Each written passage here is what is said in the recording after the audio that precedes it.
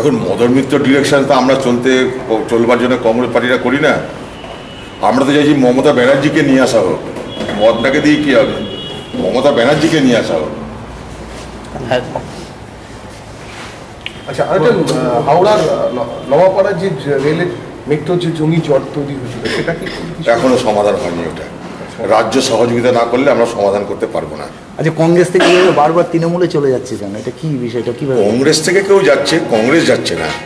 আপনারা লক্ষ্য করে দেবেন, কংগ্রেস থেকে যারা যাচ্ছে তারা কংগ্রেসের খেয়ে পড়ে মানুষ হয়ে আগামী দিনে ফাইন্যান্সিয়ালি কংগ্রেস সিকিউর না এই ভাবনা থেকে যাওয়ার চেষ্টা করছে।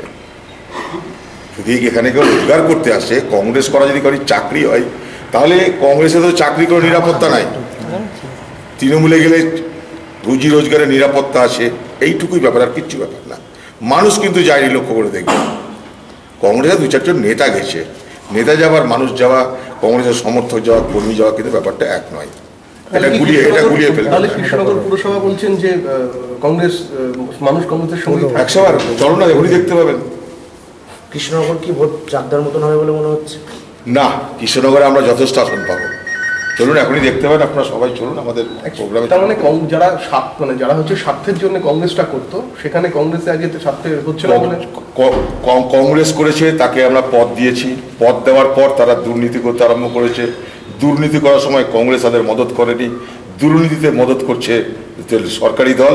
তাই তারা মনে করছে আমাদের রুটি রুজি সিকিউর রাখবার জন্যে শাসক দলের সঙ্গে হাত মেলানোটা বুদ্ধিমানের কাজ। ব্যাস এইটাই গিয়ে, আর কিচ্ছু না। এখানে কোনো আদর্শ নেই, কোনো নীতি নেই। তারা বলছে নাকি উন্নয়ন দেখে নাকি যাচ্ছে। উন্নয়নটা কি? একবার বহরমপুর থেকে কৃষ্ণনগর এসে তো বুঝতে পারছি উন্নয়নটা কি হয়েছে। আপনারা একবার কৃষ্ণনগর থেকে বহরমপুর যান, তাহলে বুঝতে পারবেন উন্নয়নটা কি হয়েছে। রাস্তাটা একবার চেহারাটা দেখে। কিন্তু অনেক কংগ্রেসী যারা মানে তৃণমূলে যোগদান করে, অনেকে বলছে যে আমাদের মধ্যে কোনো চাপ আছে, সেই চাপের জন্য যাচ্ছে। এই চাপটা কি হতে পারে? চাপ, ভয় দেখানোর চাপ ব্যবহার হচ্ছে। এই রাজ্য জানে, এই রাজ্যে তো নগর নীতি নেই। এই রাজ্যের নগর নীতি নেই। এই রাজ্যে কি জানে? পুলিশ কেন চাপ দিচ্ছে তাদের? পুলিশ আছে, সরকারি দল আছে, তাই তাদের উপর চাপ দিচ্ছে। তাদের উপর তা দিচ্ছে কংগ্রেস দলটাকে ডিমোরালাইজ করার জন্য। চলো চলো চলো চলো চলো।